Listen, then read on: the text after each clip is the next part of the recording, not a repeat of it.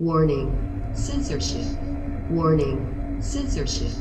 Warning, censorship. Warning. Good afternoon, ladies and gentlemen. You have tuned into the Rebel News live stream on this, a Tuesday, February the 9th, 2021. Now, I'm David Menzies, and normally my co-host is the lovely and talented Sheila, the She-Devil Gun Reid, but she's on a very important assignment today, so filling in for Sheila is Keean, the boy wonder Bexte. Hey, Keean, how are things in Calgary, my friend? They're great. They're really, it's really cold, to be fair, like freezing cold. But the lockdown is over in Alberta. Well, sort of. Restaurants are reopening in Alberta, and it is amazing. It is great. I'm very excited to go to the pub every now and then. Well, you know, speaking of Sheila, Keean, I think, and, you know, maybe I'm being a little presumptuous here, but I think Rebel News, and especially Sheila Gunn Reid's reporting on some of these restaurants, most notably the Whistle Stop Cafe in Mirror, Alberta, do you think maybe that had something to do with moving the needle? Because you even had some restaurants, and I thought this was absolutely astounding. I believe there was an eatery in Bonnyville, Alberta, where the mayor showed up and took a seat and ordered a sandwich. Just to have an elected official go to a illegal restaurant. I can't believe I put those two words together like it's a speakeasy in the 1920s serving liquor that's illicit. But do you think when you saw the pressure growing and you saw, albeit on a limited scale, even elected officials going to some of these illicit eateries, that might have moved the needle a bit for Jason Kenney to open up the province? Yeah, for sure. Albertans are a different kind of people than in Ontario, I think. When Adam Skelly opened up his barbecue joint, God bless him for doing it, there was probably more outrage than sympathetic people to him, which was really unfortunate. But in Alberta, and our coverage, you know, backs this up, people by and large were excited that restaurants understood, and restaurant owners, especially the struggling ones, understood that the government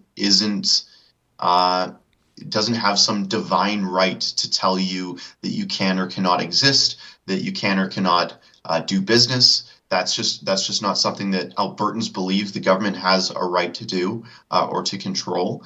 And Kenney eventually folded. The premier eventually said, "Yeah, you know what? You're right." Let's be clear. He didn't open up restaurants because he realized that his policy making was poor, or, you know, he was making bad decisions. He did it because he saw the outrage. And Kenney's actually good for this. He sees the outrage that people have for his decisions for many things, for from the left and from the right. And he's pretty easy to cause to fold.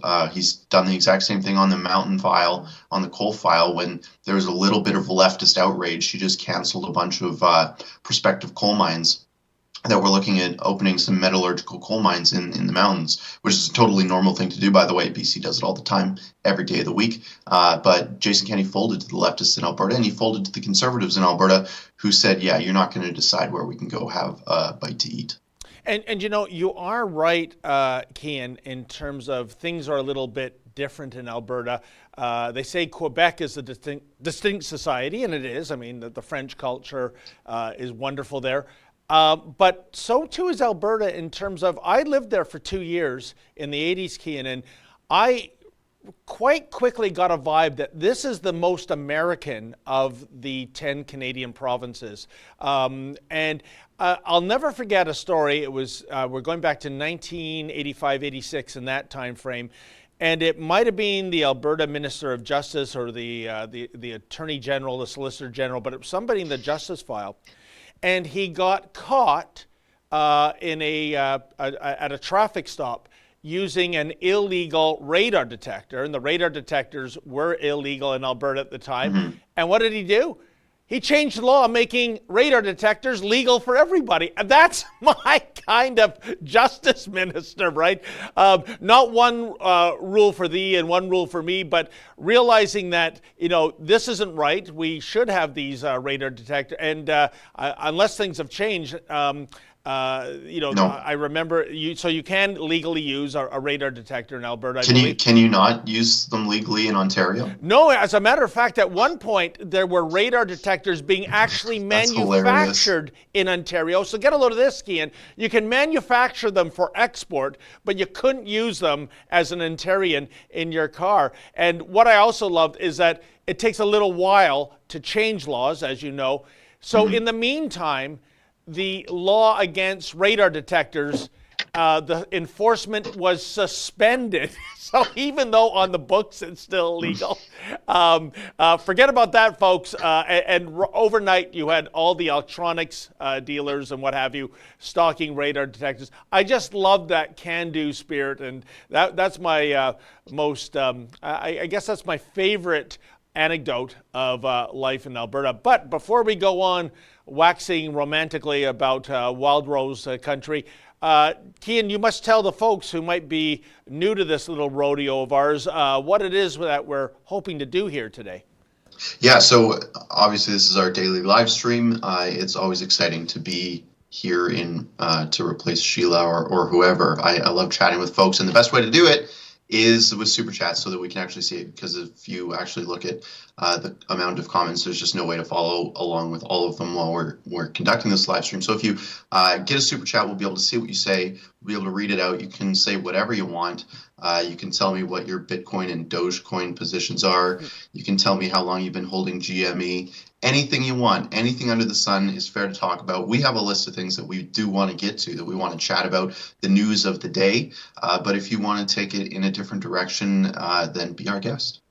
And Keean, before we leave the Alberta restaurant reopening file, or Alberta ending the lockdown, can you tell me what the rules are going ahead? So if restaurants are opening, is it, I don't know, is there a limit on people coming into the restaurant, or is it just like 2019? Well, the pub that I was at last night, it was pretty busy. I didn't see, I'm not going to say where I was because I'm sure the police are watching this and want to know every restaurant that's not following the rules. But it was really busy. It was packed. I don't know if there's actually a person limit, like if it's like 15% of fire code or what it is. I don't know. But there's only 6 people allowed per table, and those people all have to be from the same household. Whether people actually follow, I mean, my suggestion to folks is to bring your passport, because it doesn't have your address on it. But, do whatever you want, and I'm not telling you to break the law. So 6 people per table, and they have to be in the same household, but is there can the restaurant, if it's a 150-seat eatery, can they fill all 150 seats? I don't know that part of the rule. My guess is probably no, because throughout the pandemic, there's sort of been this rule that's been fluctuating between 15 and 30% of fire code, depending on the type of business, type of restaurant, whether it's a bar, nightclub, pub, that kind of thing, restaurant. I don't know. But I will circle back with you on that one, as Joe Biden's press secretary says. Yes, she's doing so many circles. She must seem like a twister right now. She's probably quite busy. And I only ask you, I'm not trying to put you on the spot, Keean. I'm only asking this because one of our Fight the Fines cases is right here in Ontario.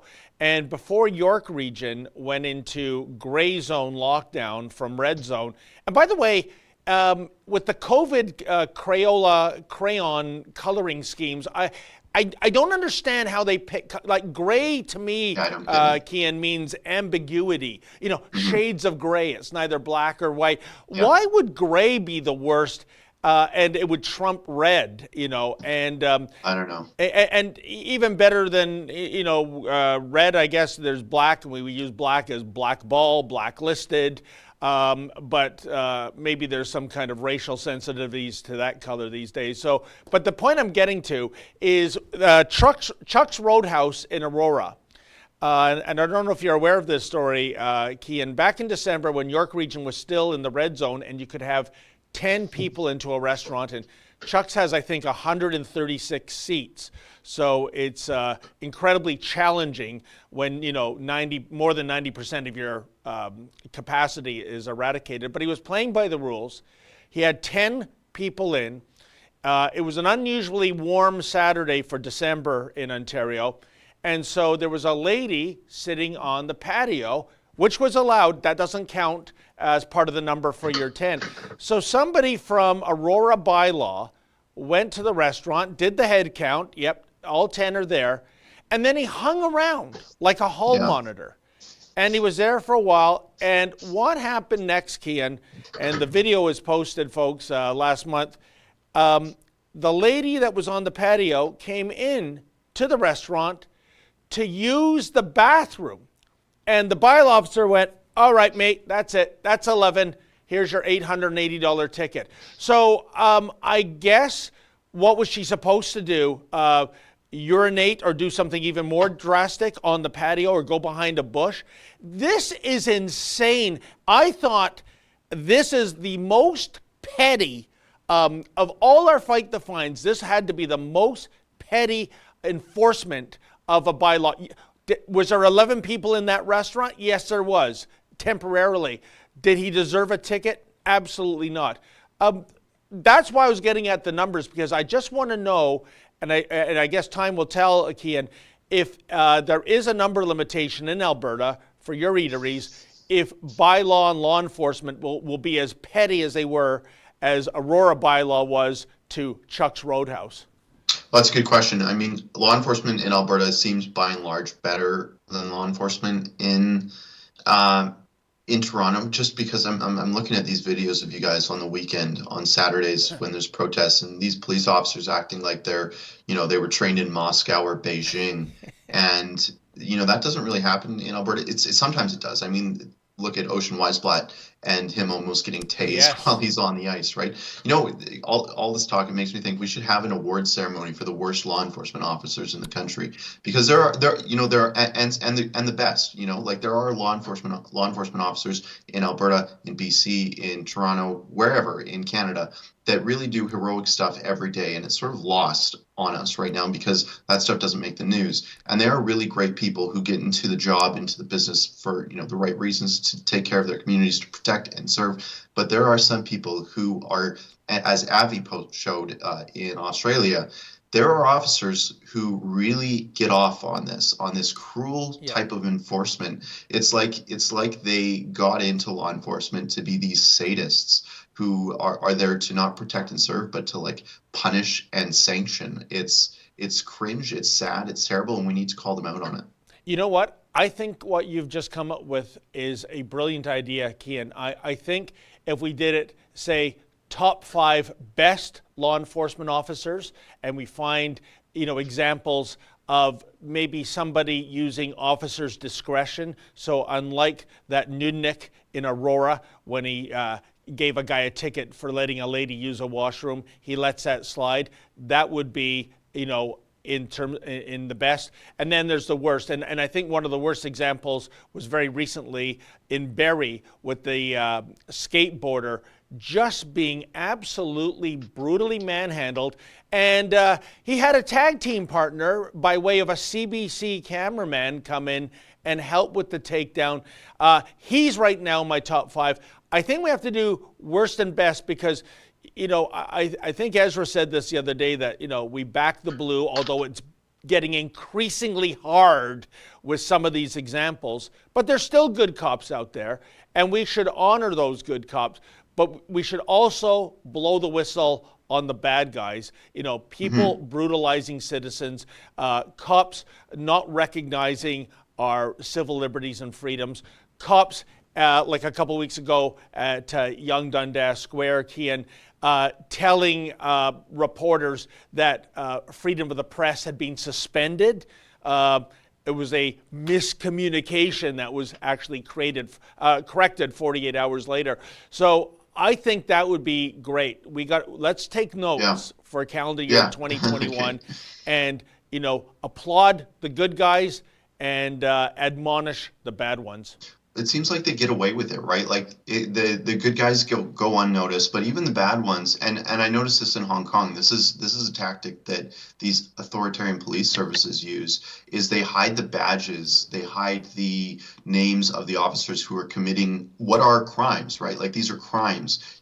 Police officers are not immune to the criminal code of Canada, in Canada, or whatever the criminal code is elsewhere, and they hide who they are, and they're never called out on it, and they should. I want to go back to what you said about that guy, that CBC reporter helping his colleague in the police service, because of course they're both employees of the state. They both hate you. They both hate freedom. Yeah. And I think we should play that video, because I don't know if everyone's seen it yet, of a CBC. There's no explanation for this CBC reporter, journalist, cameraman, whatever he was, for grabbing the legs of this guy while he was struggling against a police officer. Check this out.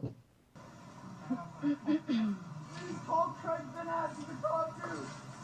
Please. Please call 911. Stop resisting. It's okay, sweetie. Stop resisting. Just relax, honey. I'm not resisting. That's what's gonna happen. Let's 2 seconds. Put your hands behind your fucking back. I'll be driving this person too. You want this? No, sir, let him go, Put your hands please. behind How old are you, man? Yo, how old are you? Put your hands behind How old are you? 20. You're 20? Put your hands behind right now, or I'm lighting you up. Just do what he says, man. You can't put your hand behind your head? My hand's behind my back, man. Roll your stomach. Roll your stomach. What are you doing, man? What the fuck? Don't hurt him. Dude, he's using excessive force. I got it all. This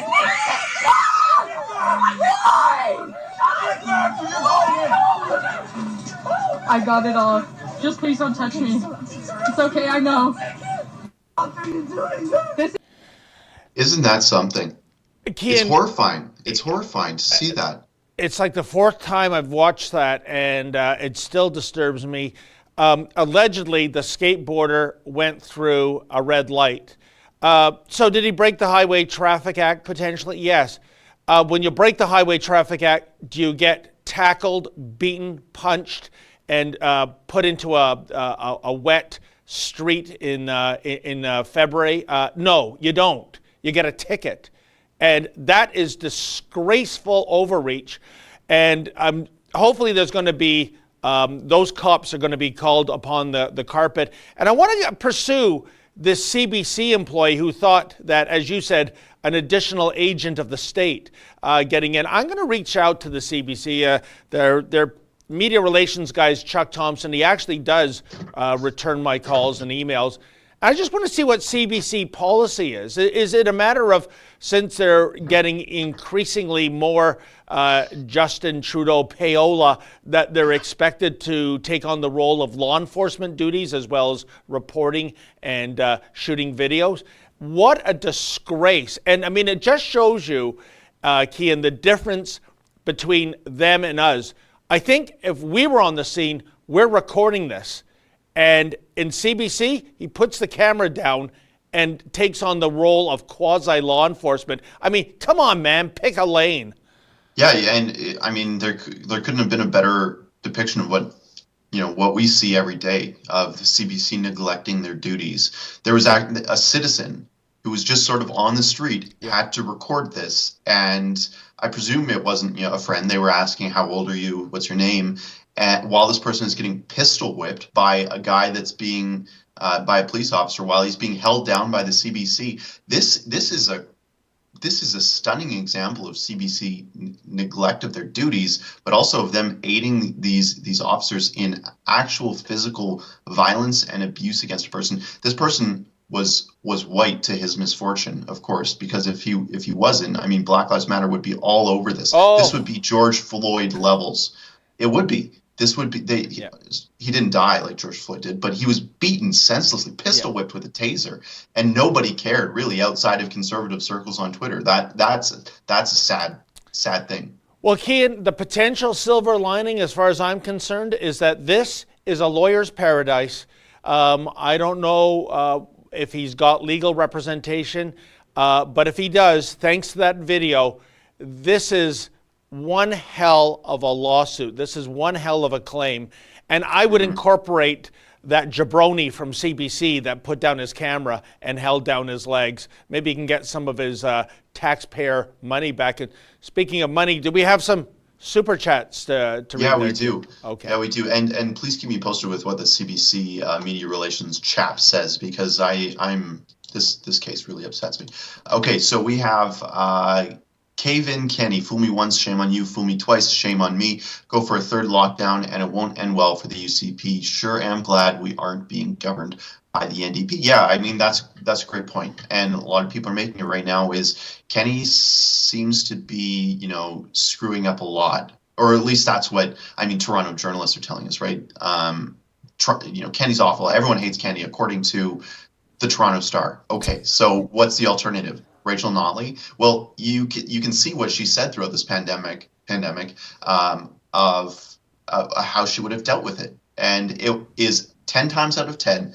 Keep the lockdowns going, harder lockdowns, longer lockdowns, and really screw anyone who says otherwise. We would have had someone 10 times worse, not than Jason Kenney, but 10 times worse than Doug Ford, someone who would be cheering on the RCMP, and by the way, wouldn't think twice about extending their contract because Rachel Notley and Justin Trudeau are in love and would perpetually love to govern this country with Justin Trudeau's police commissioner, Brenda Lucki. Rachel Notley and Brenda Lucki would get along great, I'm sure. Rachel Notley would have absolutely screwed Albertans over a million times worse than Jason Kenney would. And that's what, what sucks. Like, what's the alternative? Well, I whatever the alternative is, whatever the solution is in the next election, I know that while, I'm upset with Jason Kenney for a lot of things, I will never forget the scars that Rachel Notley left on this province. No. Go ahead. Sorry, Keean. Sorry. Well, that I was going to move on to the next super chat, but what were you going to say? Oh, well, the other thing, too, of course, is that, the double standard in terms of those chosen few precious businesses like multi-billion-dollar U.S.-based conglomerates like Costco and Walmart, where it's business as usual. What am I saying, business as usual, Keean? It's business on steroids because the competition has been eliminated by government edict, not by free market capitalism. And I just want to point out, if there's anyone in the Thornhill riding of Ontario, tonight there is a virtual town hall involving Melissa Lantsman and Gila Martow. They're both the nominees for the federal Conservative riding. Melissa Lantsman has the unsavory nickname, I would say, of Lockdown Lantsman, because just to show people how things work, Keean, she was in the Doug Ford war room, and Walmart was a client of hers, and she made damn sure to get a meeting with Doug Ford and the president of Walmart Canada, the CEO rather, to make sure, with this lockdown nonsense, it's not going to affect the Arkansas guys, is it? And Doug said, oh no, so let's keep it all in the family. My question is, if you're in the Thornhill riding, or if you're a Conservative, is this the type of person you want representing you on the federal level for the riding of Thornhill? Somebody who went to bat for the multi-billion-dollar conglomerate Walmart and turned her back on all the small businesses out there, all the mom-and-pop shops that are going out of business. So maybe you might want to get on that virtual town hall and ask Lockdown Lantsman how she feels about that. What is the vote for that? Because out of all of the nomination contests in the country, I've heard more about Lockdown Lantsman than anyone. I'm not sure, Keean, but it must be coming up soon. Yeah. Okay. Well, we'll keep on with the super chats. I believe this is Hockey Dad says Edmonton Eunuchs should be the new CFL team name. Actually, David, and you were talking about this in the morning meeting. You had a video that I think we actually have queued up because we wanted to play it. We were talking about the Edmonton Eskimos changing their name because they're pathetic. They're pathetic pushovers for cancel culture. And David actually predicted this back in 2017. Do you want to preview this? Yeah, thank you, Keean. we used to do a segment called Generation Trudeau. We'd go out onto the campuses.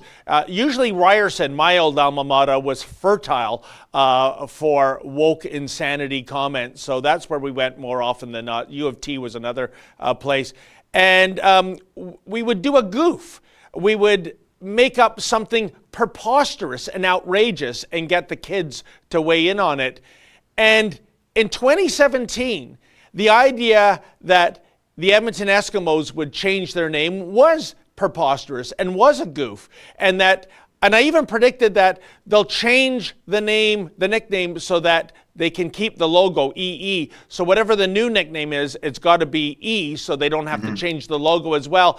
And folks, just to show you how insane the world is, what was a goof and crazy in 2017 is reality in 2021, because yes, yesterday the Edmonton Eskimos announced their top 7 choices for E nicknames, and they're going to have the fans vote on it. And look, Elk, Evergreens, Evergolds, I don't even think that's a name, Eclipse, Elkhounds, Eagles, Elements. Well, what has been Eclipse, folks, is logic. And so let's go to the video evidence of 2017, in which we tried to come up with something crazy and outrageous that, well, sadly, has come true. Asking people about the Edmonton Eskimos Football Club, the team is under a lot of pressure to change its nickname. People are saying that Eskimo is a slurred term for Inuit. So we're just trying to get, people's opinion on campus, how they feel about this. All right, the thing is, we're international students and we have no idea about what's happening. We're so sorry. We have no idea what's happening. No idea. Oh, okay. You're from out of town then?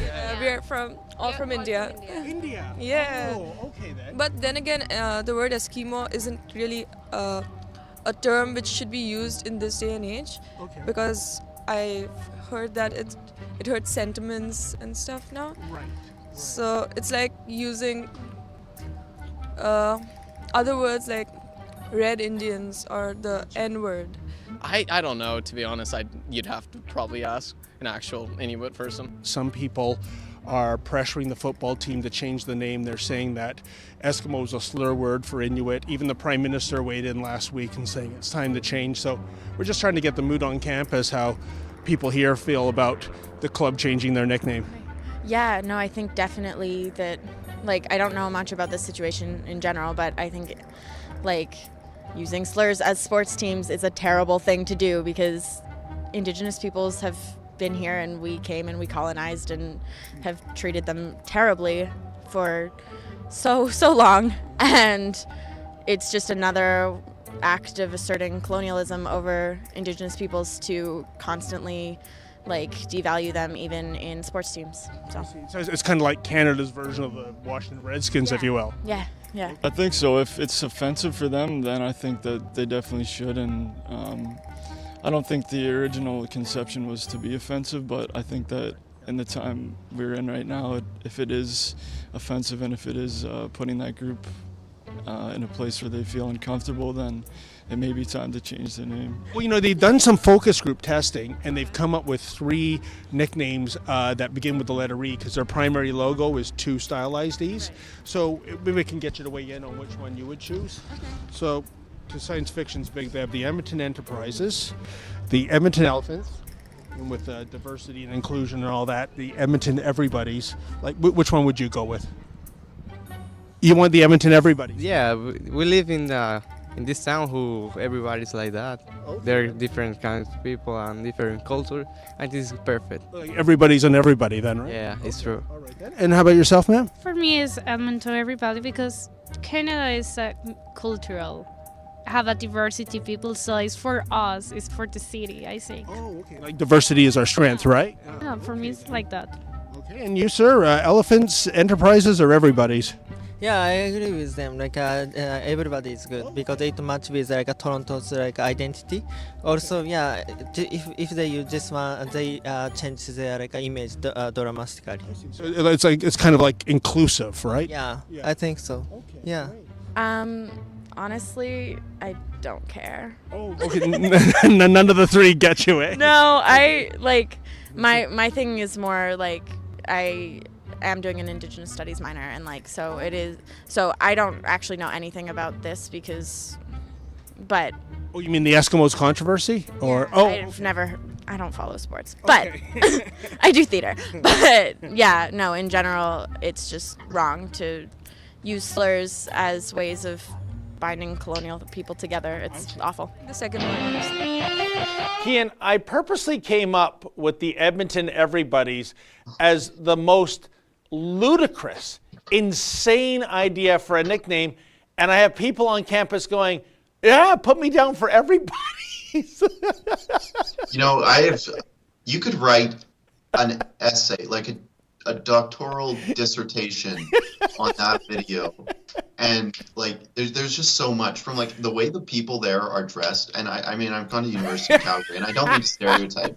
But that's just how I imagine yuppies from Toronto dressing when they go to classes. But also, you're asking a question about an Edmonton sports team, and you know I always hate when I feel like they're talking about colonization. I feel like Alberta is a colony of the rest of Canada, and you see it in the mainstream media, you see it everywhere, and you see it in the sports, commenting, all this kind of stuff, and then you talk to these folks, you're like, what should we name the Edmonton sports team? And they're like, oh, it should be the Edmonton Everybody's because it represents Toronto. Okay, yeah, let's do that, guys. That's a great idea. Why didn't we think of that? We should name every team after the Toronto Blue Jays. You know, Keean, good point. And there's another thing, too. You noticed one individual said, I don't know, in terms of the offensiveness of the Eskimo nickname, he said, what you should do is ask an Inuit. Well, you know, it's funny because the year before in 2016, the Washington Post had a poll exclusively to American natives, more than 600, I believe, and it was about the Washington Redskins logo and nickname. And incredibly, look at that, 9 in 10, more than 90%, folks, of Native Americans said, you know, we're not offended by the Redskins name. In fact, many took pride in it. The logo, by the way, I should tell you, was indeed conjured by a Native American. So if, you know, I'm almost amazed, Keean, that the Washington Compost actually published that result. It didn't fit their narrative. They were hoping the reverse would be true. So here's the thing.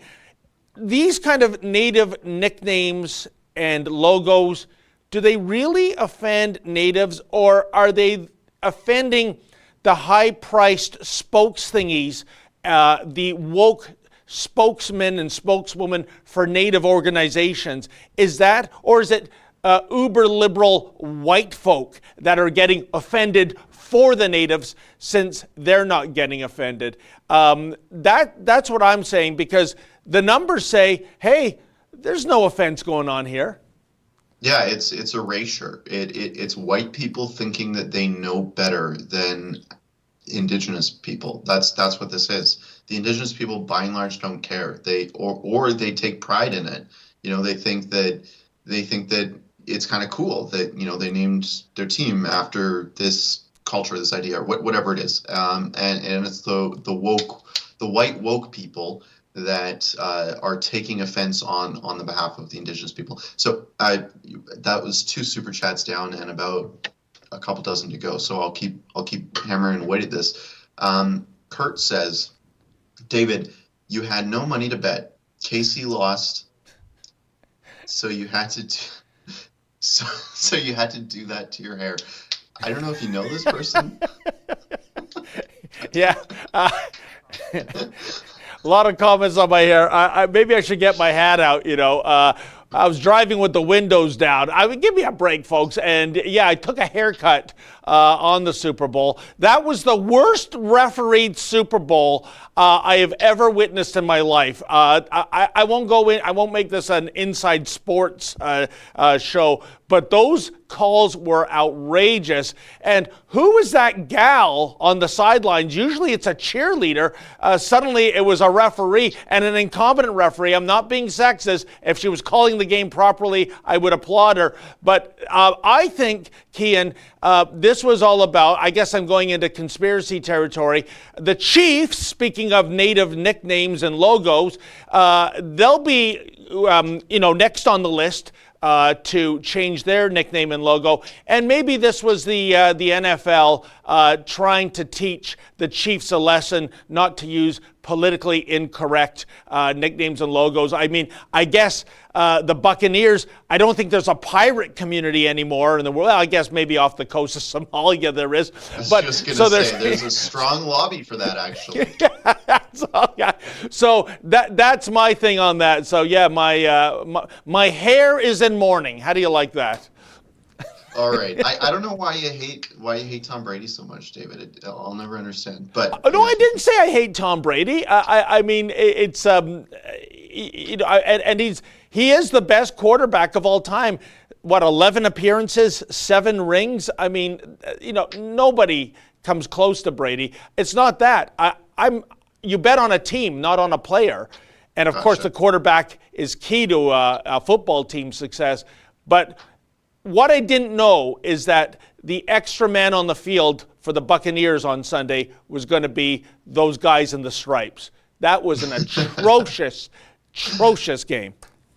Fair enough. Okay. I feel like there's more of this Super Bowl commentary coming on the next Super Chats. So buckle up. But not this one. Bill Howie says, latest 338.com, Alberta poll, NDP 44% to UCP 39. Notley, really? You'd think the polls would show UCP votes going to any party but the NDP. Please explain, Keean. Yeah, sure, I'll explain. And it's pretty simple, really. Pollsters cannot be trusted. Pollsters are generally your enemy, and pollsters always lie. So you can't trust them. You shouldn't trust them. And anything you say, anything they say, you should assume the opposite.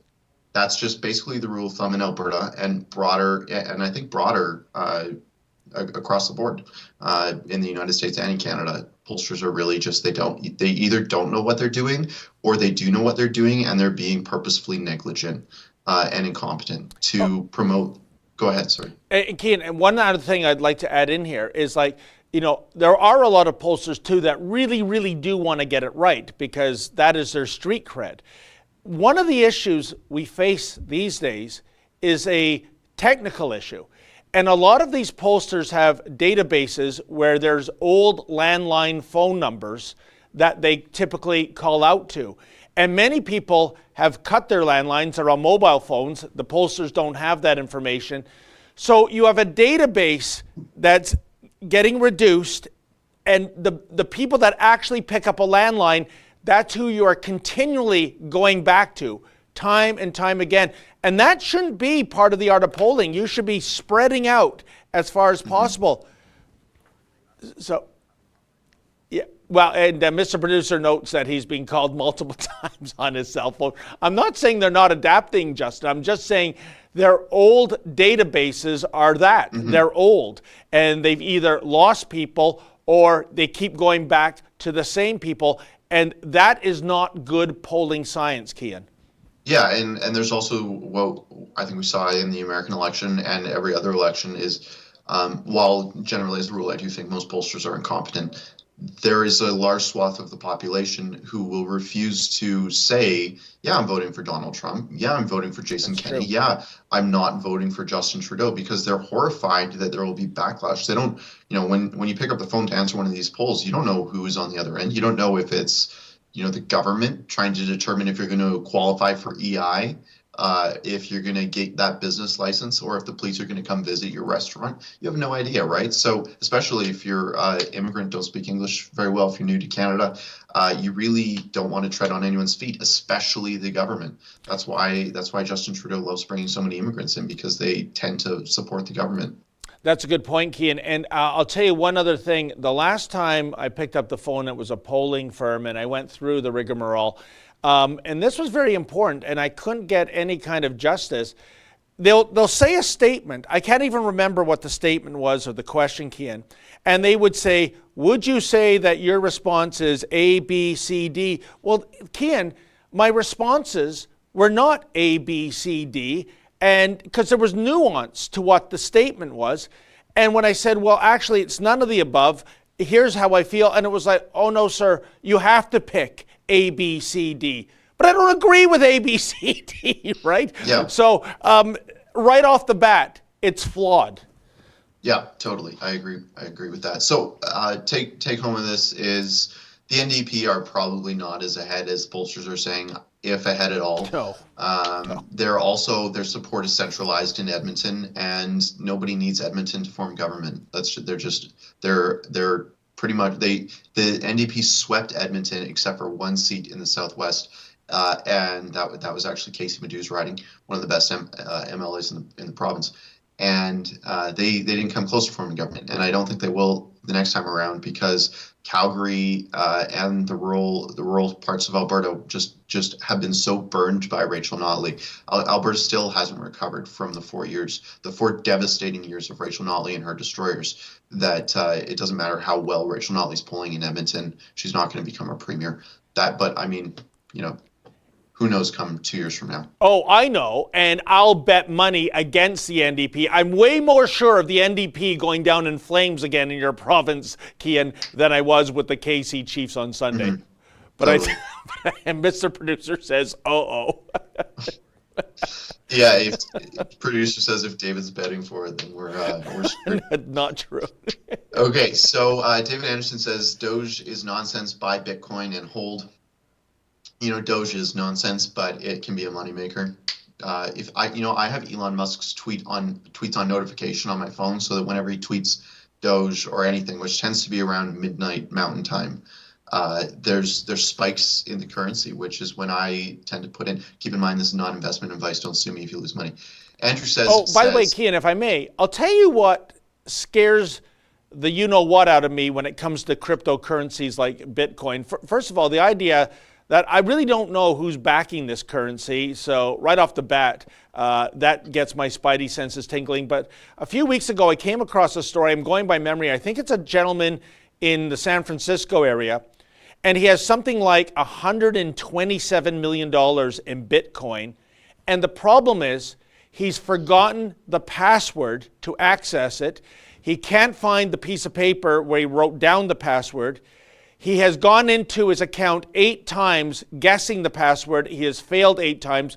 You only get 10 times. So he's down to his last 2 at-bats.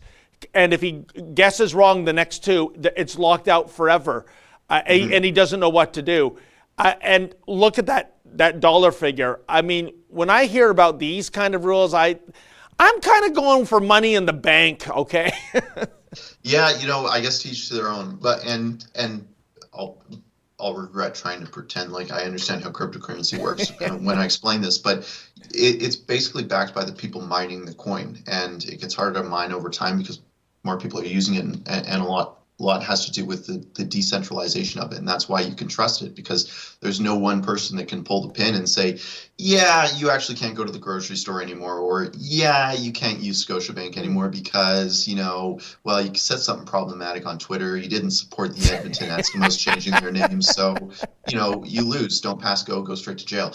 There's nobody that can do that on the blockchain when it comes to Bitcoin, and there's a few other cryptocurrencies that I think are great in that regard too, and it's all clear, it's traceable, transparent. Sure, you might not know who has what wallet, but if you make it clear what your wallet is, anyone can see the transaction from where to where. It's all backed up, it's all secure, and sure, I guess don't forget your password is the answer. There's a lot of those spook stories, right? Like, oh, this person lost this much money. This person lost this much money, and it sucks because they lost their password. But guess what else, is great about this? The government doesn't own your money. The Canadian government, you can't print Bitcoin. I mean, it does get mined and created very slowly now, but you can't print it like Justin Trudeau is printing the Canadian dollar, like Joe Biden is going to be printing the US dollar. It just doesn't work like that. And the added benefit, this story just came out a while ago, someone had, I don't remember the exact dollar figure. I think it was $60 million in Bitcoin, and he was arrested because apparently he was running some fraud scam that was using people's computers that he didn't legally have access to mine the Bitcoin. He got the money. He was caught, but the police couldn't take the money. Now I know like he was a criminal, but the police couldn't take his money, even though they tried desperately to get access to this money. All he wouldn't do was give them the password, and then that money wasn't accessible to the government. No matter how hard they tried, all the resources of the federal government could not get this money. It would just be impossible. And I love that idea. Sure, it sucks this guy in this one case was a criminal, but we're not criminals, and I don't want the government to have access to my money for any reason, ever. I want to be protected in that regard, and that's why I think cryptocurrency is going to take off, especially when people throughout this decade, when trust in governments is probably going to be at an all-time low for a large swath of the population. Well, Keean, you are making great points about cryptocurrency. Me being a bear of very little brain, I just don't understand how it works. The more I read about it, the less I understand. But maybe I'll take your advice, and next year's Super Bowl bets, I'll use Bitcoin. That's a great way that you'll be able to send people money when you lose. It'll be rapid. It'll be quick. Oh, how dare you! For the next super chat is actually from a coworker of ours who wants to settle up on those bets. He says, "Pay your debts, Menzies. I have people everywhere." Oh, that's coming from, I've paid all my debts at the office. That's coming from High Energy Andrew Says. And This is the guy, talk about the pot calling the kettle African American. This is the guy that bet me I couldn't bench press the weight, and we have video evidence of it. And not only did I bench press 1 rep, I think I did 10 reps. The bet was for $10. So the way I'm calculating things is 10 times 10 equals 100. That much I understand about mathematics. Yeah, so when High Energy Andrew Says settles his bet from more than a week ago, I'll settle my Super Bowl bet with that guy. What a welcher. I'm sure he's watching this live, so he might come storm into the studio here in a second. Oh, I scare easy. Chris Lynch says, ever since Kenny's fake apology for closing us down, he has turned into an NDP sellout. No wonder he endorsed O'Toole. Keean, what's your thoughts on WIPA, the Wild Rose Independence Party of Alberta? I was back in the days of the Wild Rose Party, like the OG Wild Rose Party. I was like one of their youth activists straight out of high school. I loved the Wild Rose Party, and I really strongly identify with, that ideology that they ran, sort of an Alberta first firewall, Alberta first no matter what. I love that, and I love their diehard conservatism. It was great. It was great policy that they worked on for years as official opposition. But I don't know if this Wild Rose Independence Party is anything like that. I don't know if they have the momentum. I wish they did. I wish we went back to the days of having a conservative government and an even more conservative opposition. I would actually like an even more conservative government and a conservative opposition. That would be great. And it's something that I think conservatives across the country were really jealous of Alberta for having, that we didn't, not only did we not have the NDP, we didn't have anything remotely close to the NDP in our parliament. It was amazing. It was the glory days of Alberta. If the roles were reversed and the PCs weren't, terrible under Redford, I guess. But I'm perpetually feared of going back to Rachel Notley. Perpetually feared. It's horrifying, the thought that she could destroy us even more, to crush Calgary into the ground even further, and rural Alberta would be the slaves to Edmonton. That's how she operates. That's how the NDP operate, because the NDP are basically a niche political party based out of Edmonton. And if they ever happen to form government, which they would if the vote was split, it would be terrible. And lots of people say, well, you should really vote for, who you support, not who you don't want to win. Like if you're voting for Jason Kenney to avoid Rachel Notley. But at the end of the day, my wallet is affected by the outcome of the election. My life and livelihood is affected by the outcome of the election, and my families and my neighbors and the business owners. And I could not stand for a moment if I voted for another. Well, not saying who I vote for, but I wouldn't be able to live with myself if I somehow facilitated the NDP winning again.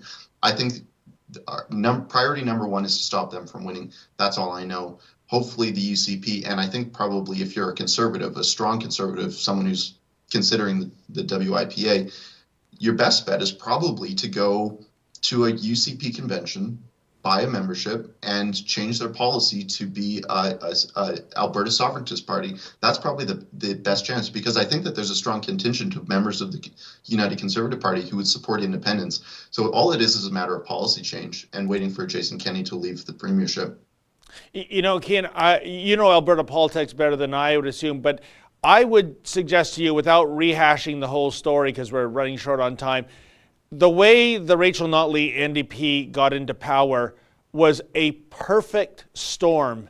It was a cosmic falling into place of so many factors that resulted in them getting elected. And I don't think, well, at least in my lifetime, you're a lot younger than me, I'll ever see an NDP government in the Edmonton legislature lording over Alberta again. I really don't think so.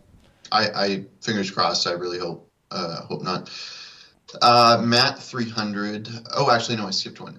This is for you, David. It says, "We'll respect your time, David. Can you please give me a 1-minute summary on the Great Reset? Justin, can I get a guitar strum, please?" Well, you know, it's funny. That's a very good question.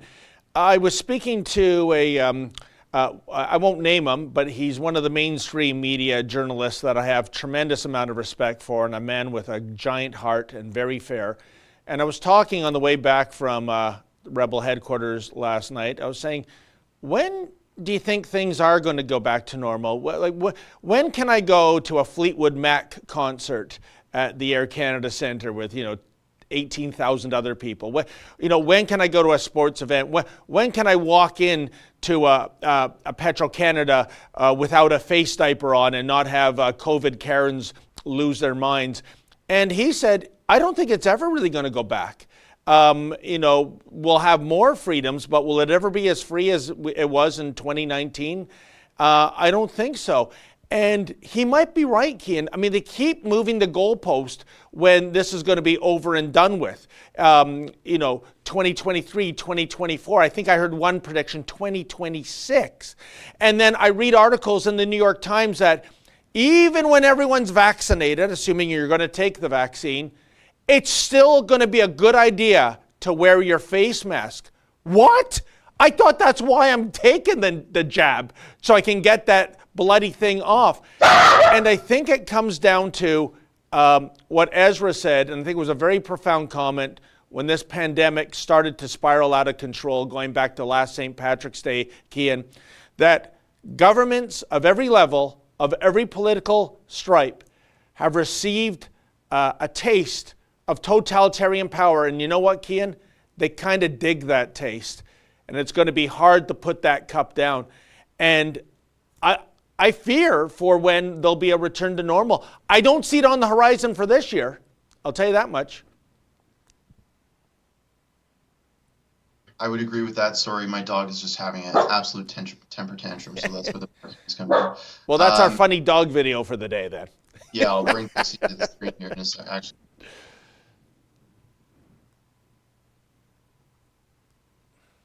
There, we're back, and I have the dog. So let's go back to the super chats. Matt B says, "Did you hear about the Costco in Kingston, February 7th, refusing entry to an autistic boy and his father because the boy was not able to wear a mask?" I see so many stories about this, and I don't know if you've heard about this one in particular, David. I have heard about it. I think it's worth pursuing. I think given that it's in Kingston, our Coburg correspondent, Tamara Ugolini, should tackle this story. And speaking of Tamara, she did a absolutely superb report of a Manitoba Walmart that frog marched a gentleman by the name of Alex Litwin out of the store. Alex has severe cerebral palsy. He cannot use his hands, folks, to put on or take off a mask. He's in a wheelchair, and he went to Walmart to buy a box of chocolates for a friend at Christmas time, and he was humiliated. And by the way, I did reach out to Lockdown Lanceman just yesterday to ask her to weigh in on this, since nobody at Walmart corporate will. And she's doing the Sergeant Schultz, I know nothing, I saw nothing routine. So yeah, when you pick on people with disabilities, you are the lowest of the low. Mm-hmm. Yeah, totally. Couldn't agree more. Any thoughts on the End the Lockdown Caucus with Derek Sloan, Maxime Bernier, Randy Hillier? I'm feeling hopeful about this. I think it has ceiling to how many people will partake. I mean, all it has right now are elected officials who have been sort of neglected by their parent political party, which sucks. What I would like to see is, real conservatives who haven't been ostracized from their party join and support the policies. They don't need to join some club to do that, right? They just have to speak out in their caucus or in their cabinet against draconian policies. And I'm going to push through these because we're running out of time. Yeah, but Keean, what happens then? Doug Ford, he's up to what, 5 MPPs? He's kicked out of caucus. Yeah. Aaron O'Toole, the guy who you and I spoke to just last summer, saying he's anti-cancel culture. He throws Mr. Sloan under the bus. So, yeah, I don't think there's any room for these kind of people in these parties. So you're right, to have a startup political party to get any traction, even to get an elected member, is a Herculean feat. But still, Keean, when I look at the main parties in Ottawa right now and even in Ontario, who do I vote for? Maybe I decline my ballot. Maybe I vote for, I don't know, the Libertarian candidate as a matter of principle, because I'm not going to support people like O'Toole and Ford that are no better than Liberals right now. Yeah, totally agree. Albertans need to stop voting out of fear. If UCP wants my vote, they need to earn it, not just get it because of fear of Notley. I refuse to settle Wild Rose Independence Party. Yeah, I mean, go right ahead. I'm not saying that we should vote out of fear. Well, I kind of am. I mean, I'm terrified. I've been so badly burned by Notley. I've seen so many people lose their job, become mentally ill because of Rachel Notley. I've seen such damage and carnage from this vile party that is hell-bent on reining in the growth and energy of Calgary and rural Alberta and subjugating it to the will of socialists in Edmonton. And I refuse to accept that ever again. If the Wild Rose Independence Party could form government without, accidentally electing the NDP, I will vote for a more conservative government 10 times out of 10. I will. We have to do it in a way that doesn't allow the NDP to win. That's all I'm saying. Now, Chris Lynch says, Menzies, what do you mean Albertans are like Americans? Well, I actually agree with what you're saying. I was just in not Montreal. Geez, that would be awful. Montana, when I was returning from the United States, driving up to Alberta, and it was like being in Alberta. The scenery was the same, the people were the same, the roads were the same, the geography, everything. It was great. Really, I saw this actually picture of a map, a new proposed country on Twitter. I wish I could get Justin to pull it up, but it was pretty niche, I think. And it was a circle from Alaska all the way down to Texas, and it was basically cutting out all of the conservative districts of the United States and the conservative districts of Canada, and just making a nice little gash straight through North America. It was beautiful. Montana and Alberta are almost one and the same. The only difference is the money we use. I should clarify that statement I made, Keean, even though you agree with it. Certain types of Americans, specifically when I go to Texas, to me, Alberta and Texas, they're basically twin states or twin provinces, however you want to phrase it. I see Albertans very big on freedom. I see Albertans as very can-do, and that's what I base that observation on. But again, I guess an Albertan I'm thinking about is more closely related to a Texan American as opposed to, say, a Silicon Valley, California American. Yeah, totally agree. Hi, David. Hi, Keean. Great work as always. You're our national treasure, and we appreciate you very much. Oh, I'm going to tear up. Do you have to PCR test flying domestic, say from Toronto to Alberta? No, I don't think so, unless that's changed recently. You'll be fine with that flight. At least when I'm flying to Toronto, I'm not getting a PCR test in a week, so hopefully not. Keean, please go north and interview Eskimos and ask them what they think the truth would butthurt cancel culture's warriors. That's a good idea. That's a great idea. Yeah, I might actually do that. That's a good idea. Canadian Horse says the natives in southern Alberta advertise their Indian races every year. Obviously not bothered by the name. Yeah, you're right. I grew up near Siksika, which is a Indian reservation east of Calgary, and they're the first to embrace that culture, that idea, that name. They call themselves Indians all the time.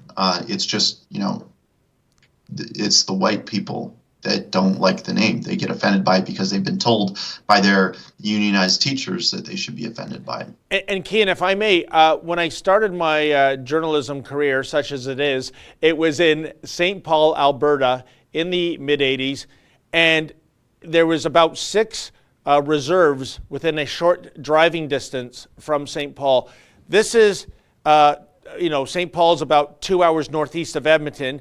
This is the 80s when the greatest hockey dynasty of that era was playing, the Edmonton Oilers with Wayne Gretzky. And on every one of those reserves, can you possibly take a guess at what the most popular hockey sweater was by the natives? It was the Chicago Blackhawks.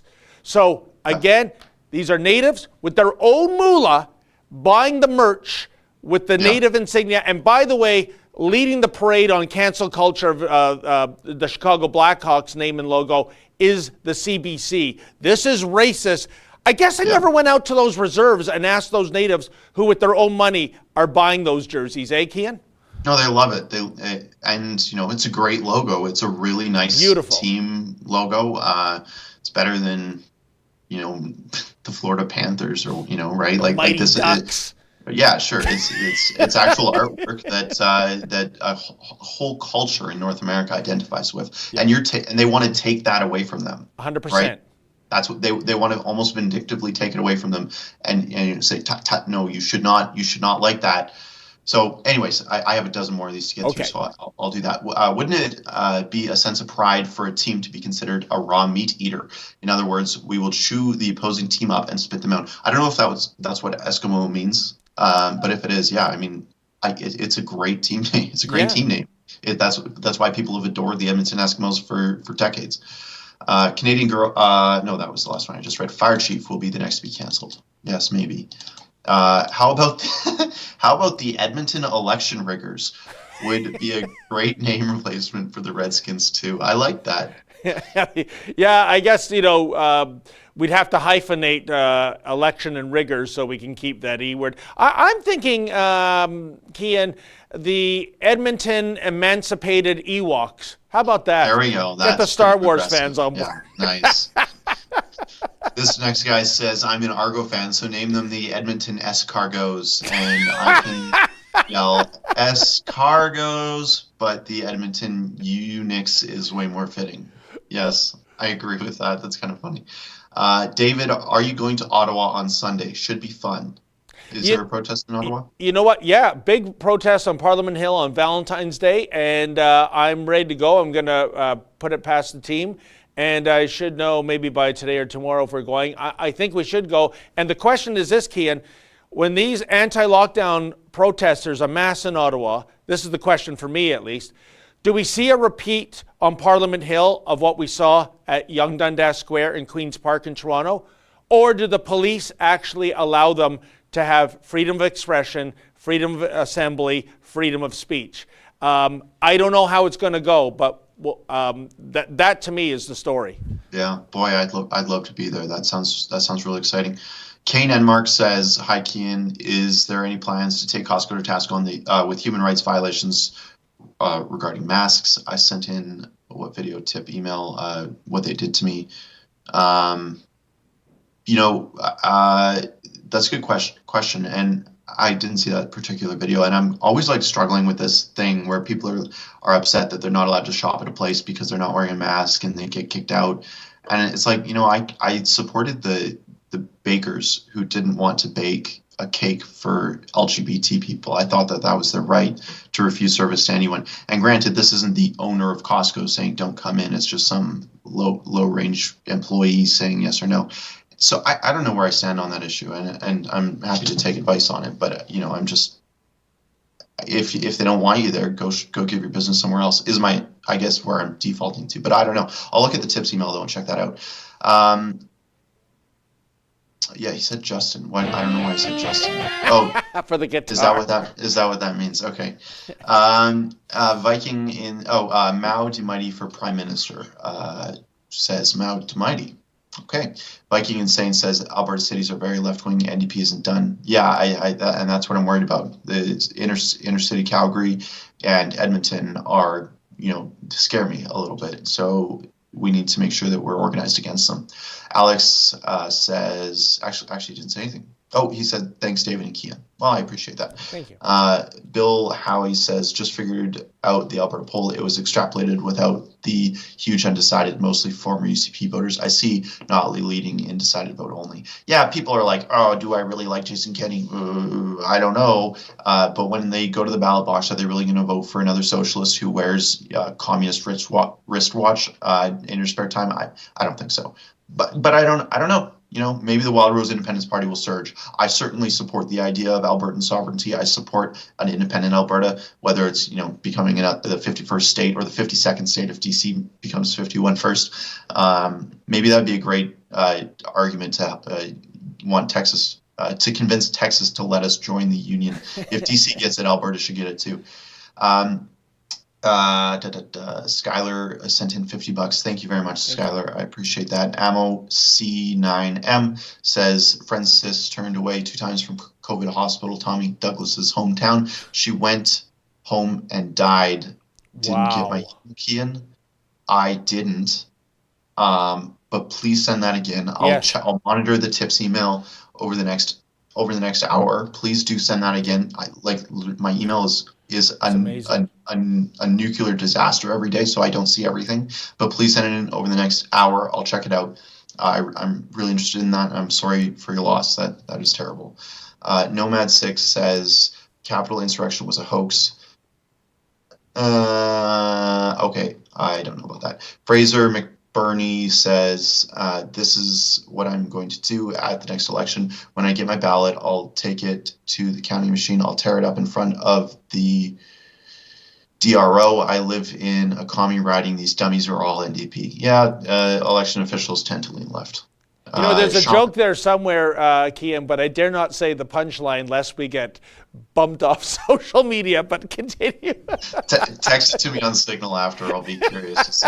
Shauna says, my friend, and this is the last one. Shauna says, my friend and her youngest were in a fatal car accident in 2016. Her son, who has severe autism, survived the accident, and his dad were told by Costco Kingston they could not enter unless he is masked. Yeah, that's really sad. Is this the same story that we were told about earlier? I don't know. Kingston doesn't have a good track record, it seems. I don't know if it's just the Costco managers there or what. Maybe we'll have to speak with our on-the-ground talent there to see what's in the area, to see what's going on. I don't know. That doesn't seem to happen in Alberta. I find that business owners in Alberta, if you're not wearing a mask, they don't bug you. I mean, I wear a mask generally because I don't mind wearing one. When I was in Hong Kong covering the riots there, I thought it was kind of neat actually that the government wouldn't be able to facial ID me wherever I go. I thought that was kind of useful, and I don't. I'm able to breathe when I wear it, so I really don't care.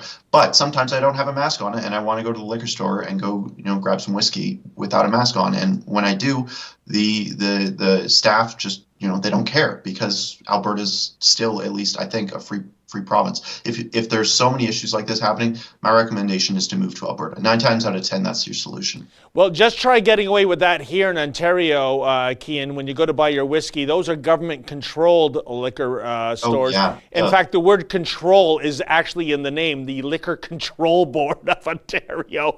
You ain't getting your whiskey without a mask on in this province. But I think we're all caught up. And a special thank you to Justin, Mr. Producer behind the board there.